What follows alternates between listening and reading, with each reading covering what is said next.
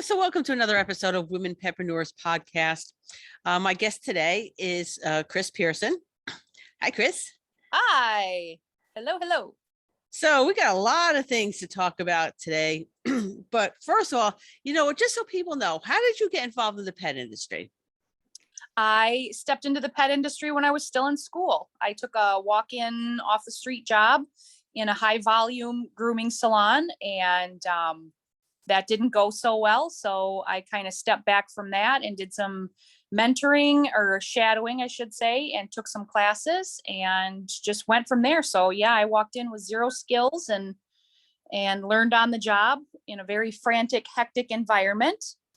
And just slowly through the years have decided what works for me and what I like to incorporate into my business and what didn't work for me in all of the other businesses when I worked for other people. And it's been pretty cool. I mean, that fact that all of us in this industry have that ability to come into this just with no experience, but a love for animals, and to have it go in so many different directions is pretty cool. Yeah, it's a pretty neat culture, this industry that we work in. So you bring up something like really important, right? So you took those lessons on how not to do things, okay? Yes. Yeah. And then turned it in how to do things. And that, what problems, we all have problems, every single one of us. And it's really how you frame that problem into whether you or not you let it define you, Yes. or you figure out a solution, maybe for yourself and maybe for somebody else to learn from you.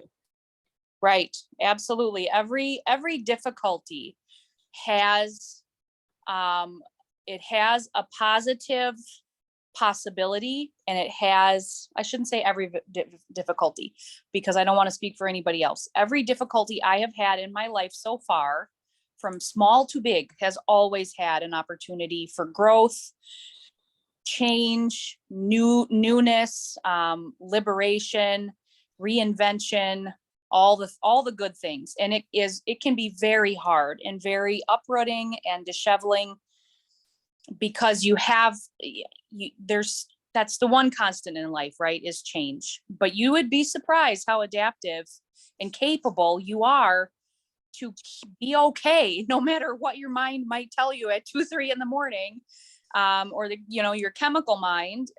You will be okay. You'll get through it, and you adapt, and that's really the only choice we have when we're making a bad decision, or we're in a bad situation. That is the only decision we can make, is to move on and deal with what we have for our current set of choices. Yeah, you evolve or you die out. I mean, yes. Now let's look at the dinosaurs, right? Right. They couldn't survive in this world, but so they evolved into chickens. Right. Which are tasty. Which are very, very tasty. So yay for evolution. So yay for evolution. Well, hopefully we're not all chickens someday, but in light of evolution, it is. We, even with my kids, like, I see the way, the changes in the generations on a social level, on every level, and the way that they've adapted, and the things that they consider so normal as part of their culture and part of their environment and in society, that were nothing close to what I had when I was young. And I look at them and I'm like, if they're okay, and they don't even know that they might not have been okay with, the way I grew up, then why am I not okay? I'm going to be okay. Everybody who faces those drastic life changes, career changes, when we get at this phase of our life, in 40s, 50s, 60s, a lot of women who started grooming early on, you go either way. You either have women who worked other mundane careers or unfulfilling careers, who get into this line of work in their 30s, 40s, 50s, and sometimes 60s, because they don't like their current job, and they do have a love for animals, and it's something different that you can walk into and learn. And it's very gratifying work. Or you have women who start early in life, and by our age, they're hurting. Your body doesn't feel very well. Mentally, it can be hard in terms of compassion and empathy and stress all the time. So we have a choice then at that stage of our life within this career, this trade that we do, to either reinvent ourselves and adapt and mold what works for us in this next phase of life, or we have to quit altogether. Because if you try and push through, that's not fun. It's exhausting. It's physically and emotionally painful, and usually end up getting hurt. I learned the hard way about, lifting restrictions and how many dogs I could do a day and when to have a helper. And it's been a process. I've had older groomers tell me all about it, and you don't usually take the advice that is very sage advice. And you have to learn on your own before it really sticks. But everything that those sage groomer friends of mine have told me about milestones and markers has been very true. Even just hearing, hearing is another thing that you adapt. Well, no, there's a difference between hearing and listening.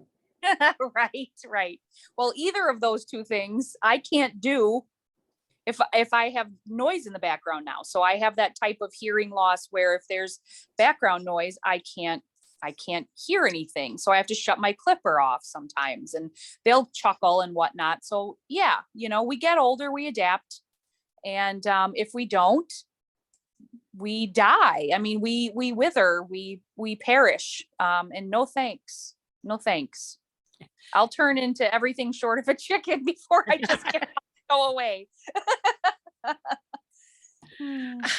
I think just about every single workshop I teach is based in something I learned either for myself that I did wrong, okay, or I paid attention to somebody else screwing up, and I'm like, yeah, you know what? I'm not going to do that. Thank you for the lesson. Yeah.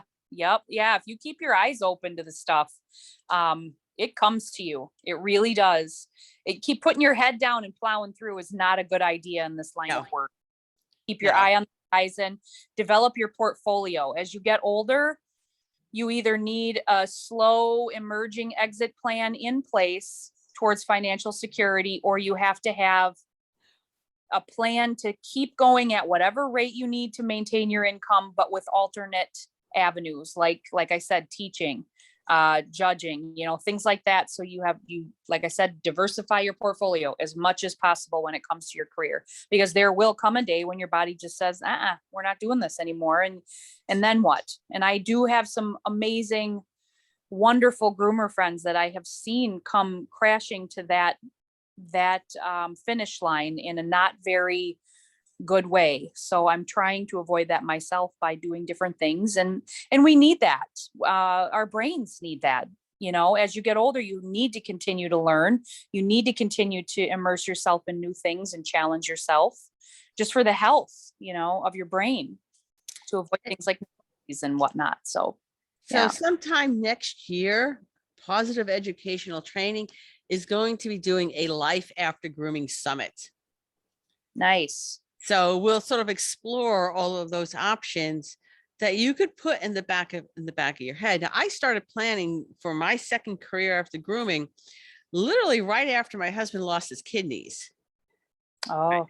Because he had a shelf life for working, and what couldn't happen in our household is that we couldn't have two broken down people. Yeah. So I had to look that, I could not groom until they carted my dead body out of the grooming shop. Right. I had to have a plan. I had the plan to stop while I was in good health. Yeah. I always wondered what catalysts fell into place to get you to retire from the actual grooming itself because you were young. I was like, man, I wish I could retire like Mary did. But now my goal had been to retire at 55 from grooming. I ended up at 57, which honestly and truly is close enough. Yep. And then was with the intention of going full-time teaching, which is what I did. But literally right after I retired, COVID hit. Yeah. The following year. And I'm like, wow, okay. Well, that'll bring us to sort of life changes that I could have wallowed in self-pity because I had a membership site and groomers were all panicked over money. And I was just watching those membership numbers dropping because you know what? They weren't sure, let's see, food on the table, monthly membership, food on the table, monthly membership.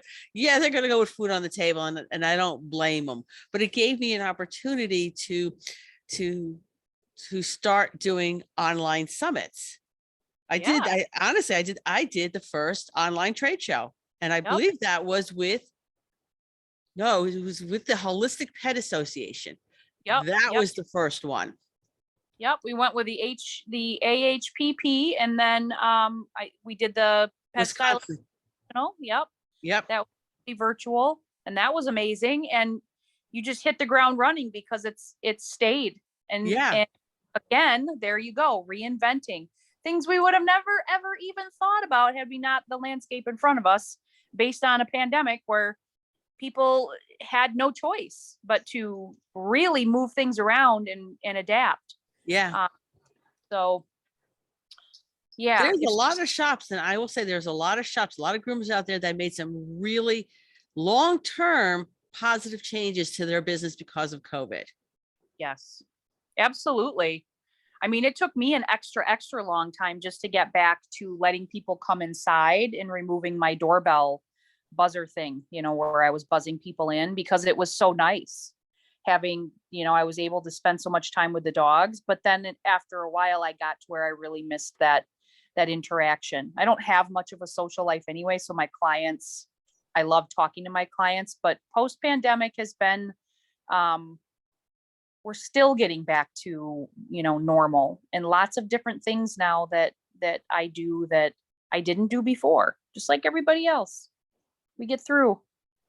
Yeah, I have a doctor's appointment set up, and one of the questions they ask is now, have you been sick in the last couple of days? Or you have been in contact with and she's apologizing like this will never end. And I'm saying, you know what, that's honestly pretty much a good thing. You have people coming into a doctor's office, not for being sick, but like for routine exams. Okay. Yeah. You should be asking us, Yeah. if we're sick. Okay. And if we're not feeling well, maybe in fact, the hospital is here. All the doctor's offices and the hospital is here in Washington. You still have to wear a mask when you go in. Yeah, here too in Wisconsin. They made me do a they made me do a stress test with a mask on. Oh. That was brutal. Yeah, like a nuclear stress test where you get your heart rate up and then. Yeah, put me on the treadmill and put a mask on my face. Yeah, thank you so much. I'll just go over here and pass out from lack of oxygen. Right. Your list of ailments goes up and up and up. It's just the mask, guys. I'm actually not that bad off. I did one without a mask, and I can't imagine doing it with a mask. Yeah, I can't. Yeah, right. I can't imagine doing it with a mask on. That's awful. And the doctor's like, you did well. We were a little worried about you there for a minute, but you did well. Just keep an eye on her heart rate. The rest of it will work out. Oh, God. All right. So you have a lot of changes coming up in your life where you're now, again, reinventing yourself, correct? Yeah, I really am. I'm starting over again. And this isn't the first time, but something tells me it's going to be the last at this chapter anyway. But yes, I am. And, my kids are a little older now, and I have that, what do I want to say? Accomplishment taken care of. Helping them into adulthood is where we're at now. And they help me out and I help them. And I like it that way. It makes me feel good because I know they're getting ready for the next move, which is out on their own. I may eventually come to a point where I have to find a different, helper at work. But for now, it helps my kiddo and it helps me. And my other two are doing their own thing. And we'll just see what happens. I mean, really, that's all you can do when your feet hit the floor in the morning is take a deep breath and get up and be awesome. See what happens. Okay. But there's a degree of stress that you're working under. Yes, very much so. Yeah. Yeah, it is. Definitely. It's hard in this line of work because of the stress level on average in our workday, with as many people as what come and go from our salons, and then we're working with dogs who communicate and live in very much an energetic world, and on an energetic level, it's very hard. You have to be very mindful of not bringing that to work as much as possible, in order to not just be there for your clients 100% or as close to 100% as possible, but to be there for those animals and to still keep yourself in a good headspace. There have been days when I've purposely scheduled, a little bit earlier to be done, taken certain days off, had to move things around. And I'm normally a person where I set my schedule and I'm booked out weeks and months in advance, knock on wood. And there have been times in the last few months when I've had to really scratch around and move things around. And that's stressful too, because, when things come at you from left field, you kind of have to, again, adapt and do that. And then when you are at work every day, you don't always know what's going to happen at home, or you don't always know what's going to happen in any part of your life when you don't have that mundane or that norm, that security and repetitiveness that you normally have in your life. So when you're faced with drastic change, the stress that you normally deal with at work can be compounded by the fact that now you have stress at home and you still need to be there for your pets and your clients and yourself. So yeah, it can be rough some days. All right. So what would you recommend for like self-care for whether it's a divorce or it's an illness or it's financial problems or it's client problems, it doesn't matter. You know what? When it comes down to the barest level, stress is stress. Yep. All right. Yeah, your body, yes, very much. And your mind. Yep.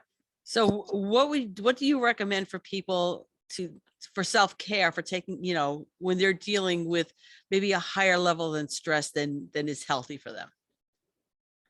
Well, one of the hardest things for me, because I have realized through the process of therapy, and I have seen a therapist off and on for years. I mean, I'm very open to talk therapy.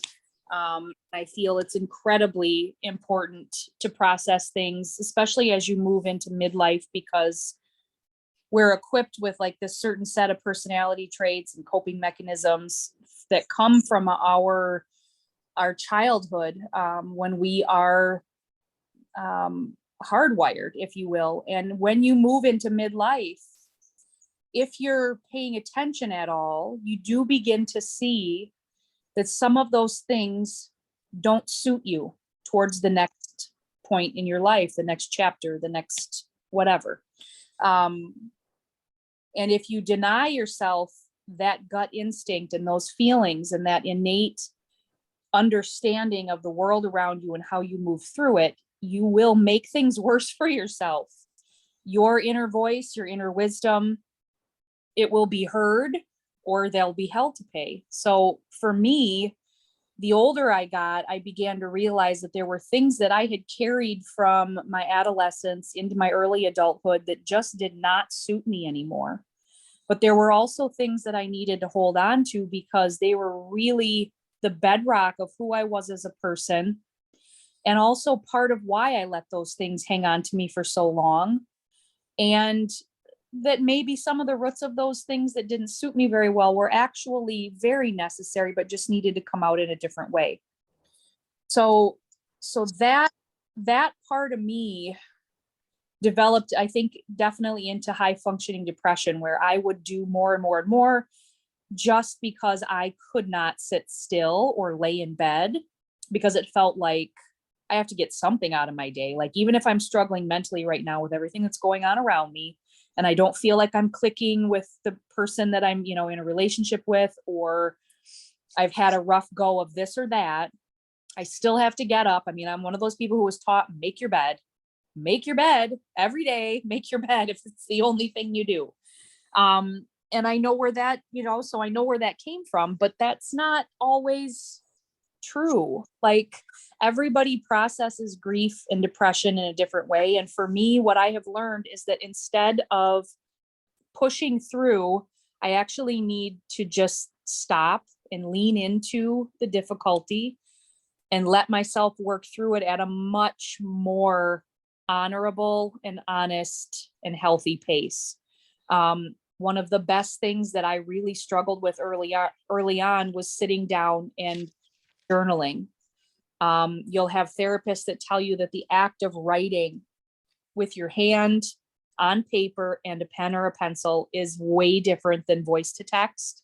But even if for some people it's just voice to text, getting out, the stuff that you're feeling and processing it, just getting it out of you and then coming back to it later on when you're not in the same headspace has been amazing in terms of putting things into perspective, helping me understand how deep I can be in that chemical soup of emotion where I'm just on my fight or flight mind and I'm not thinking clearly.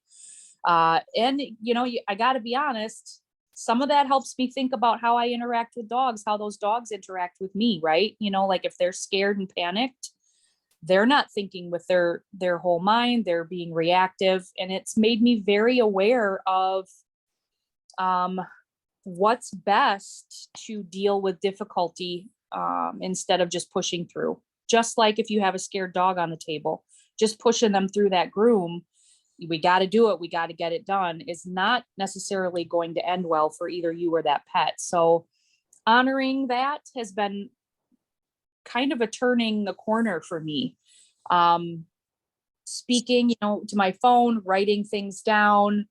I still do my lists and I still do my planners because that helps to keep me on track, especially in terms of deadlines where other people are counting on me, because with everything that is going on currently, I don't even always know what time of day it is or what day it is if I'm not at work. But like I had a few days off to move and I lost track of what day it was. So in fact, when you messaged me, I was like, what?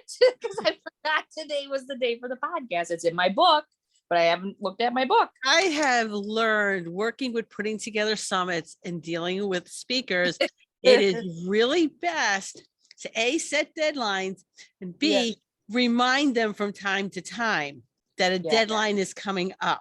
So there's two things I want to touch on that you mentioned so that people kind of understand like why it's important. And so the first one you mentioned was like making the bed. All right. So this has been like long documented as it's a morning routine. So it isn't making the bed. It is setting a morning routine, because then your brain, it's like any routine, right? Yeah. Whether you're working on a dog or anything, you just go faster. Once you make it, making the bed sort of puts a switch in your brain. Oh, day is starting. I got to move. I could be sluggish all morning until I go make the bed. And then I'm ready to go to work. And it's like magic. Okay. Yeah. Right. So it's not really about, push through, you'll be okay, make that bed. It's more, it's about framing yourself for some sort of accomplishment and moving forward in your day. Yeah. Exactly. And then again, it doesn't have to be making a bed. It can be anything. All right. Right. They no longer deliver the papers here anymore. So it goes in the mail.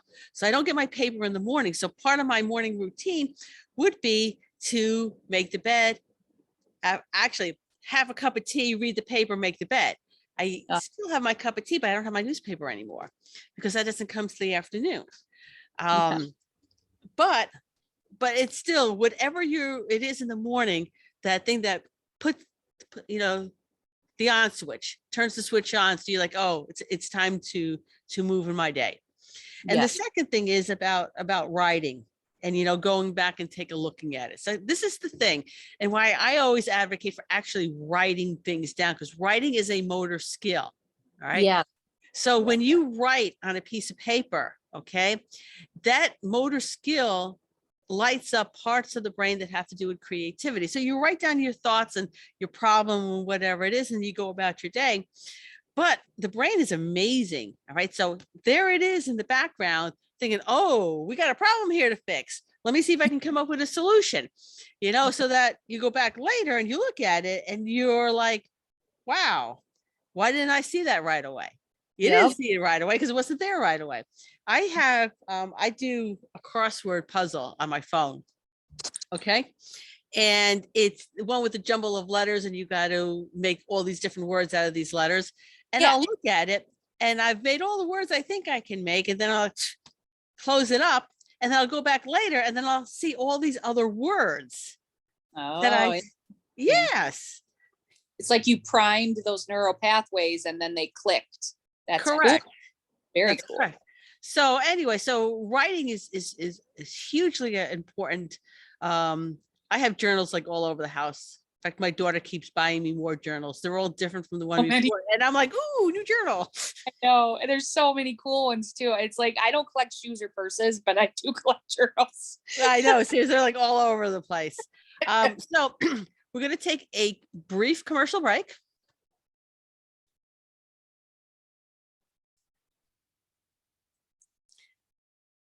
And thank you, Groomore, for being a sponsor. Now, the other thing I wanted to talk to you about is that, first of all, what do you think was the catalyst for looking at Skin and Coat and thinking, you know what, I need to do something here? Oh, that was the repetitive cycles of pets that were suffering with the same issues in this area. Very much definitely was, again, adapting, looking at my work and thinking, what can I do aside from just a haircut of this dog to actually help the way it's feeling in between each visit? And that was definitely that light bulb moment. It was a slow turn of the light switch on, but it definitely was that. There were so many pets that were coming in with very similar cycles of similar symptoms. And I wanted to know why, and I wanted to know what it was that was so common in their lifestyle that they had all these similar symptoms. And lo and behold, it's fungus and secondary bacteria. And there's this whole world of science behind the art of grooming that I began to tap into. And gratefully now I'm in a group of amazing women that are forging this frontier of science-based, factual, continued education for our industry. It's kind of like, I don't know, if you were in a trade and you had to have, to get a degree, you had to have a history of all the different things related on a scientific level to how you perform your trade in order to be better at it. To me, it just makes sense. And I can't believe that there's not more of it and that it hasn't been around, a lot longer. Yeah, and I'm just going to give a real nod to your CCE program. Thank you. Yeah. It's a great introductory. There's a lot of work that goes into it. Okay. But yeah, I think it's the very basic information we need as groomers. How can we groom without knowing this information? Yes. Well, I definitely groomed way differently before I started to look at the physiology of skin and coat. And it's like one of those ignorance is bliss situations where once you start to learn things, unless you say, oh, no, and plug your ears and cover your eyes and block it all out, it just keeps coming. The more you learn, you're like, ooh, and if you are a curious person who's passionate about what you do and you're, science minded, as well as creative, there are so many different ways that you can learn about this stuff and implement it into your daily work. So many. Again, all about adaptability, depending on your work model and how you want to go into work every day and care for your clients. All right. So where did you get your early education? I think the first skin and coat stuff that I delved into was, ISCC's Dermatech Specialist was one of the first, but also the Pet Esta used to have a program where they introduced thalassotherapy, which is sea salt soaks and sea salt, different tinctures using, not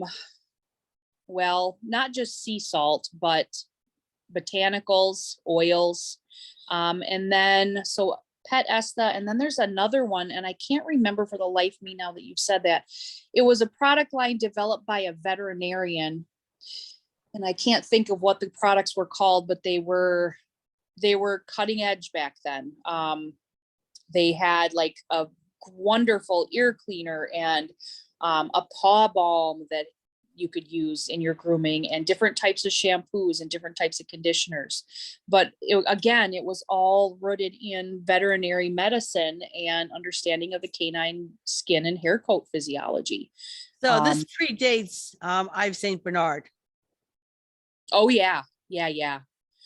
In fact, because Pet Esta, which was then went to don't tell me, not the Jungle. They had all the Jungle formulas. Gosh darn it. Can't think of what they were called, but they basically restructured and took on a new name. But they were around well before that. And ISB has been around too for a long time. It's just that it got over here obviously later to the US. It had been over in Europe much longer. And so had Pet Esta, for that matter. I mean, they again have been thinking about, you know, spa and skin and coat care on animals a little bit ahead of us.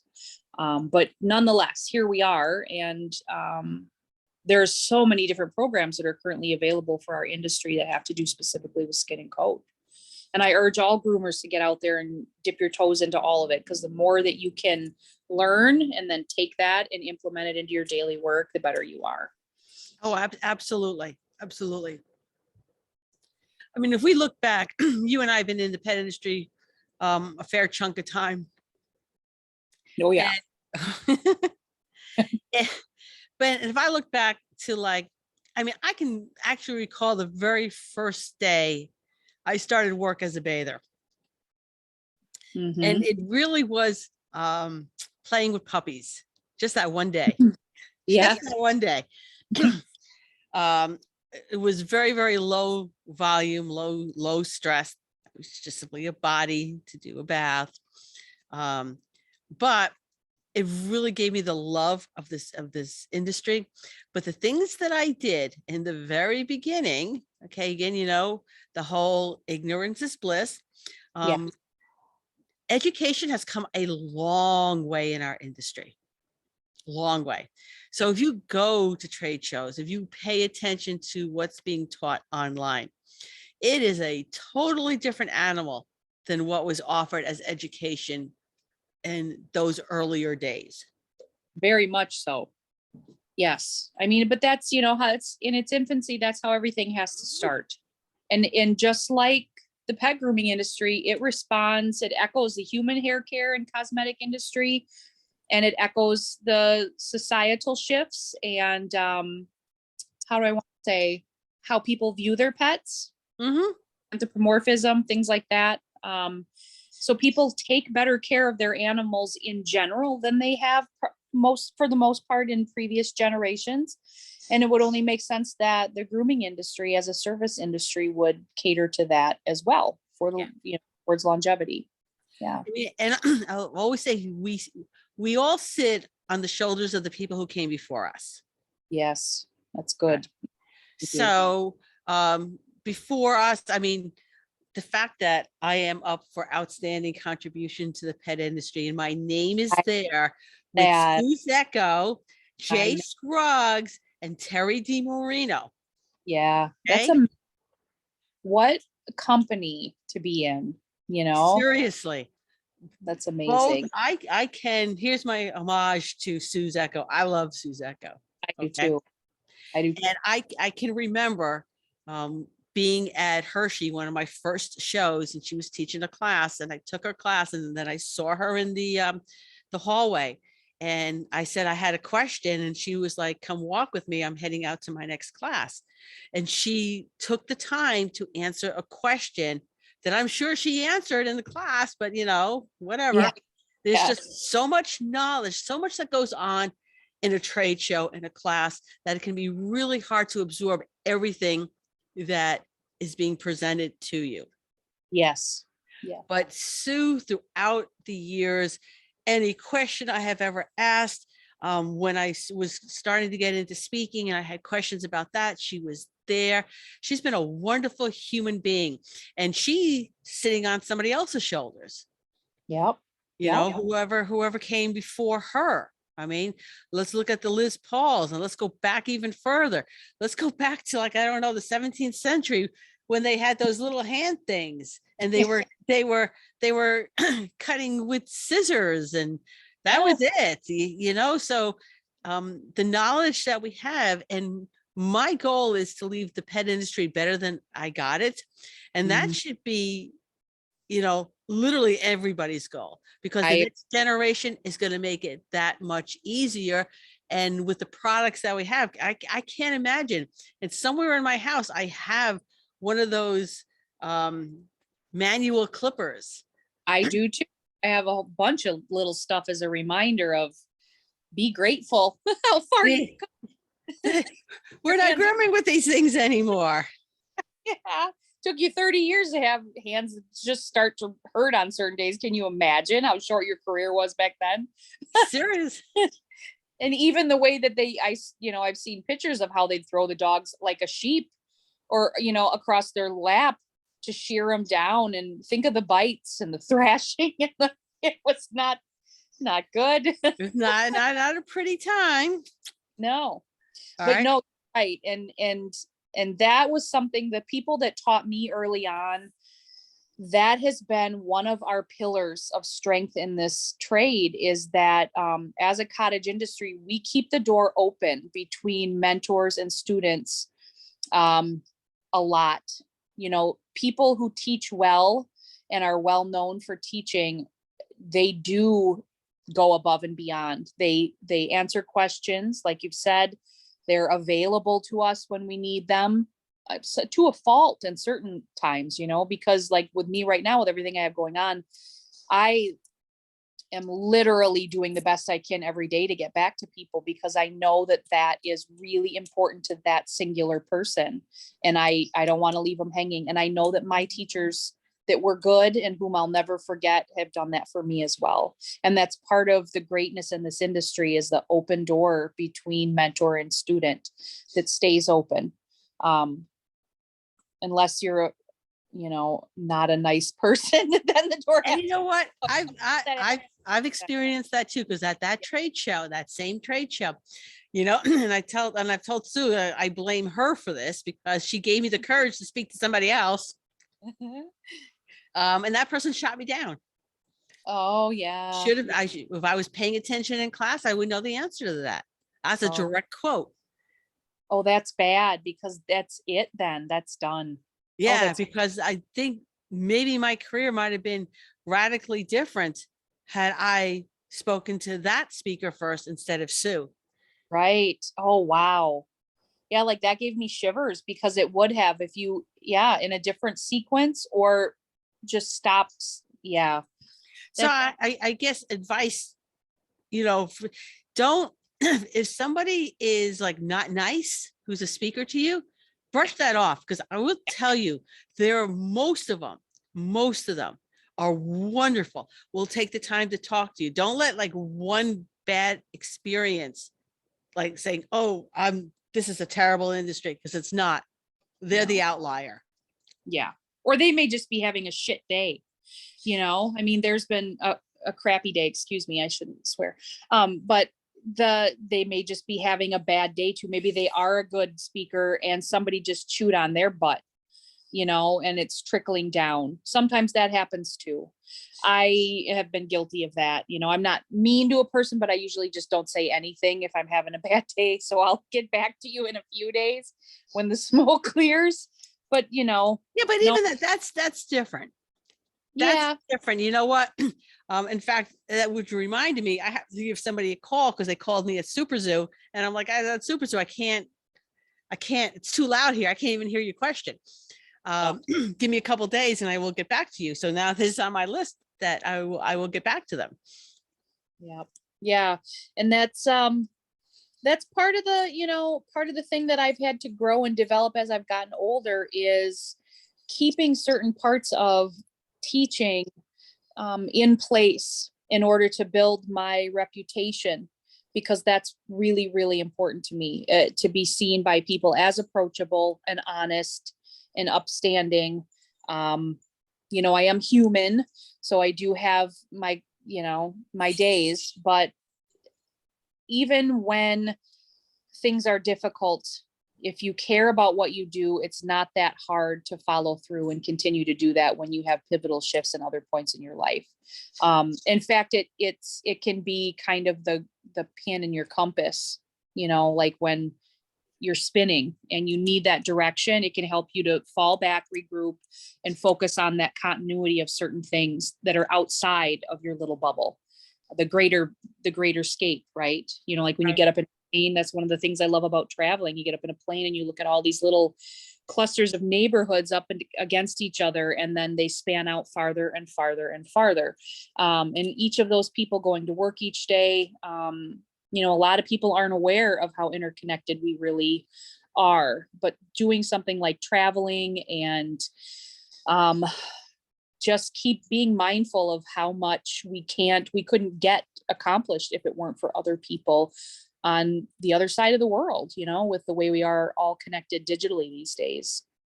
And that reality can be grounding. You're not insignificant. Like you have a very vital and very necessary and very real role.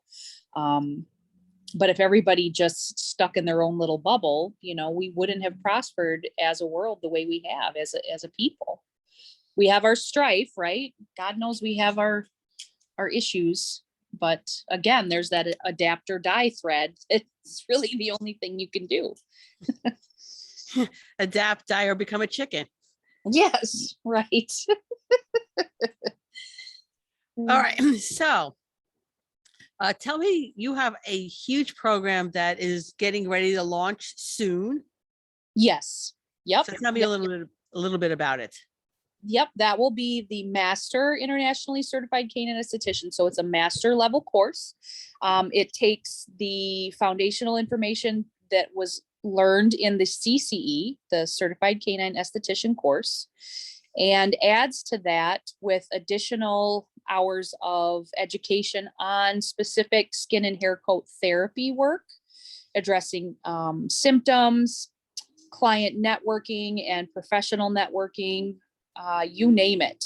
It's another program, another limb to the program that feeds off of the basic CCE. And there'll be, like I said, another whole course available virtually. I don't know at what capacity I'll be teaching it at in person. I do have a therapies class this weekend that I'm teaching specifically with material that will lend itself towards the ICCE. And I just don't know how much I'll be doing in person for the ICCE itself, but everything will be available virtually. There's an additional book. And yeah, do it, get it. Let's get it out there. I still have some work to do. Everything's been backed up a little bit, but it's still going to happen. Okay, very good. I look forward to watching that. Me too. I look forward to having it completed. These little puzzle pieces to, the legacy that we're creating in this industry, Mary, is, I don't know, it's just so meaningful, and we couldn't do it without those before us or the people that are basically climbing up my back to sit on my shoulders. Right. Exactly. Yes. Yeah. The amount of stuff that you have done for this industry. I mean, there's a reason why your name is on that ballot. And like I said, you are in good company, but you have definitely earned being there. When I saw that roll up on my survey screen, I was like, oh, damn, that's awesome. Yeah. So I have gotten many of the Barkley Honors posters, which we all get if we're nominated. Right. I have my wall of them. Yep.